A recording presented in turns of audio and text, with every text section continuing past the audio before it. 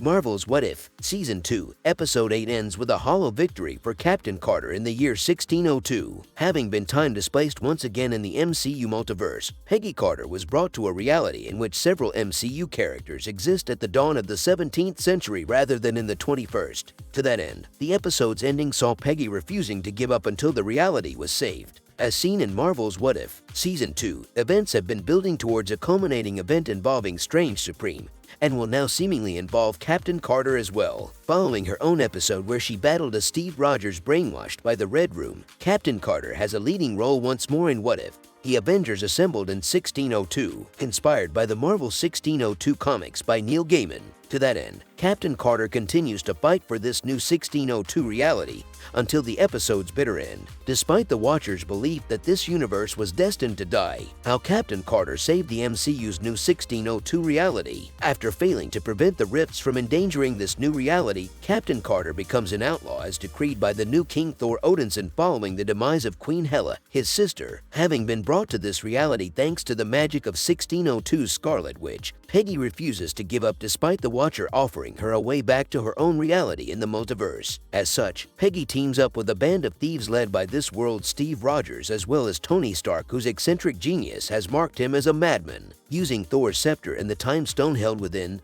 Peggy uses the stone's power through a gauntlet fashioned by Stark to restore this reality after its 17th and 21st century timelines were intermingled. This was caused by a being known only to the Scarlet Witch as the Forerunner. Thanks to the time stone, Peggy was able to set things right, though it did require a personal loss along the way. Captain Carter loses another Steve Rogers. Described as the Forerunner, the Time Stone was able to identify the first being who instigated this intermingling of realities. By the episode's end, this is revealed to be Steve Rogers, who cracked the Time Stone while fighting Thanos in Wakanda in the present, a drastically different confrontation compared to the one seen in the main MCU's Avengers: Infinity War. Cracking the Time Stone apparently sent Rogers to 1602 without his memories, integrating the hero into this period while also causing destructive time rifts until Peggy was summoned by Wanda Maximoff to help set things right. Tragically, this also meant that Peggy had to sacrifice and say goodbye to yet another version of Steve Rogers, having already lost her own version of Steve from her own reality. Although she claimed that she and Rogers never seemed to get their happy ending, Rogers Hood believed that some versions of them do. While all the 1602 Marvel heroes disappeared, once Steve used the gauntlet to send himself back to his original time, it seemed as though all the other MCU heroes disappeared as well. While Rogers was definitely the Forerunner from the 21st century, the status of all the other known heroes is very unclear. Because they all disappeared in a wave of green light just like Rogers, it's potentially implied that they too were from the present and brought to the 17th century, hence why they remained unfrozen along with Rogers and Carter once the gauntlet was activated. Likewise, the reason Carter was left alone in the throne room was likely because she was from another reality entirely rather than just another time. As such, she was left in the year 1602 despite unraveling the two timelines. However, there isn't really a concrete explanation for what fully happened at the episode's ending, and it's admittedly pretty confusing all around despite the very fun concept of the episode itself. The Watcher reveals a critical multiverse weakness. It's also worth noting that Uatu the Watcher continues to ask Captain Carter in this episode if she's ready to leave this damaged reality behind. This is because the Watcher admits he's unable to see everything when a reality